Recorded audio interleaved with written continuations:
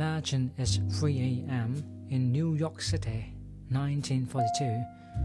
You're walking down a desolate avenue in the dead of night. You turn a corner and look through a seamless plate glass window. Inside, under the harsh, sickly green glare of fluorescent lights, sit 4 figures in the late-night diner. They're physically mere inches apart, yet entirely separated by an invisible, impenetrable wall of silence. Nobody is speaking. Nobody is looking at each other. More disturbingly, if you look closely at the architecture of the diner, there's no visible door leading to the outside world. They're trapped in a glass terrarium of their own isolation. This is Edward Hopper's Nighthawks. It is arguably the most recognizable American painting of the 20th century. But it was not born from a sudden burst of inspiration about a diner.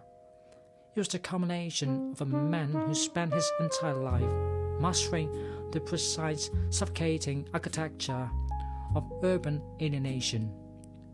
Today, in an era where we are theoretically more connected than ever before, Hopper's silent, empty spaces feel less like a historical record and far more like a mirror. To understand why Hopper's work feels so heavily loaded, we have to look at the violent demographic shift happening outside his studio window.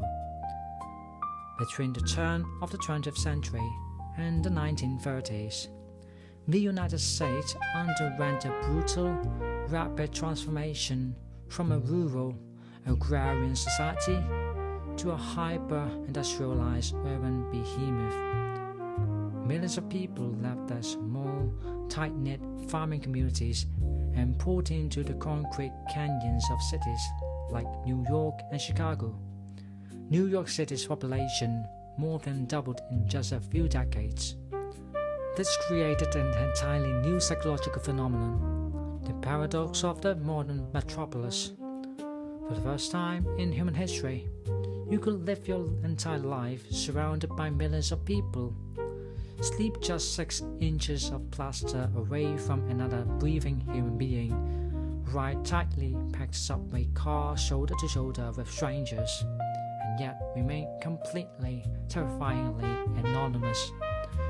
While the media was busy celebrating the loud, champagne-soaked hedonism of the Roaring Twenties, or later, the patriotic unity of World War II, the reality on the ground was starkly different. The streets were dominated by the screech of the newly built elevator trains, the EL, which allowed passengers to look directly into the illuminated second-story windows of strangers' apartments for a split second before rattling away into the dark. It was a society of voyeurs. This was the era that invented the architecture of transient loneliness, the automat, the late-night diner, the anonymous hotel lobby, the cavernous movie theater. These were public spaces designed for private isolation. You went there not to connect, but to exist alone, together. While other American artists of the 1920s and 30s were painting heroic, muscular workers or abstract, European-inspired cubism, Hopper ignored all of it. He wasn't interested in the American dream. He was interested in Hanover. He was documenting the exhausted, silent reality of a society that was building monuments to capitalism, while entirely forgetting the individual inside them. The man who perfectly captured that shared silence was, unsurprisingly, a man defined by it. Edward Hopper was born in 1882 in Nyack, New York. Physically, he was an imposing figure, standing 6'5" with a heavy, deeply lined face. But psychologically, he was painfully introverted, famously taciturn, and deeply uncomfortable with the modern world. For nearly 2 decades, Hopper was a commercial failure as a fine artist. To survive, he worked as a freelance illustrator for trade magazines, drawing cheerful businessmen and happy couples, a job he utterly detested. But this agonizing period of commercial hack work secretly trained his eyes.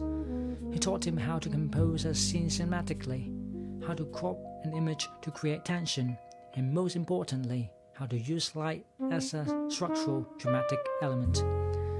The turning point of his life and his art came in 1924 when he married Josephine Jo Nevinson. Jo was his exact opposite. She was a gregarious, outgoing painter and former actress. Their marriage was incredibly complex, frequently volatile, and entirely symbiotic. They lived in a walk-up studio in Washington Square North, heating the space with a coal stove, living fiercely, frugal lives even after they became wealthy.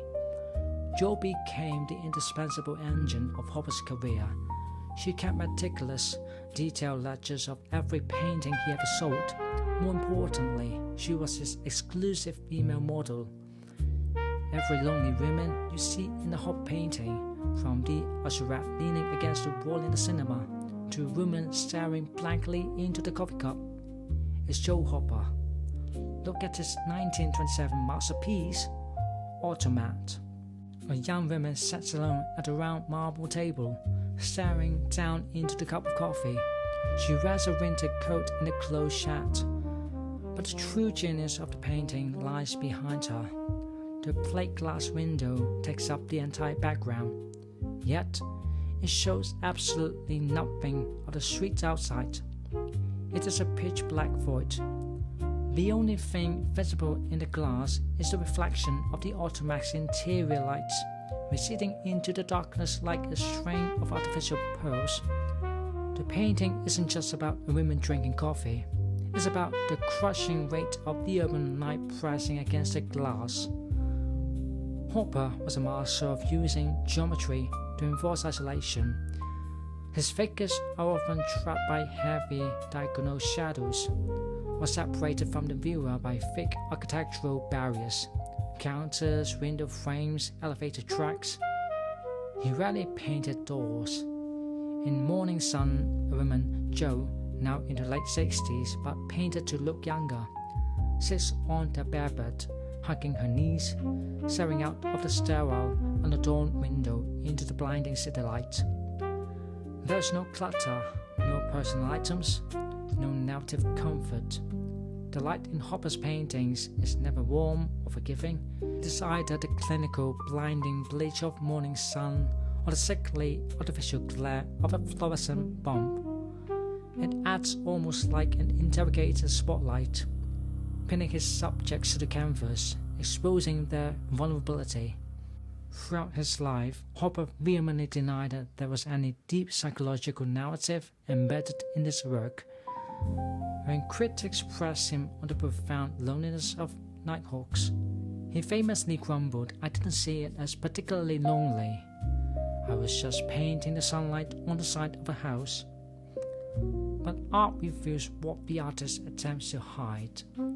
Hopper subconsciously leaked out onto every canvas. He was a deeply solitary man, observing a society that was forgetting how to speak to itself. He didn't just paint buildings and people. He painted the heavy dead air between them. Edward Hopper died in the studio in 1967, and Jo followed him just 10 months later. But his vision of America has never felt more accurately relevant. Think about the modern condition. We are now living in the exact architecture of isolation that Hopper predicted a century ago. When you sit in a brightly lit coffee shop, surrounded by strangers, bathed in the cold, blue fluorescent glow of the smartphone or laptop screen, you're living inside an Edward Hopper painting. But there is a profound comfort to be found in his work. Hopper never pities his subjects. He doesn't mock their isolation or treat it as a moral failure. By painting these quiet, desolate moments with such intense cinematic dignity, he elevates them. He tells us that feeling lonely in a crowded room is not an anomaly. It is the fundamental baseline of the modern human condition. He captured the shared silence of the metropolis, and in doing so, he reminds us that even in our deepest, most impenetrable moments of urban isolation, we are, paradoxically, never truly alone in feeling it.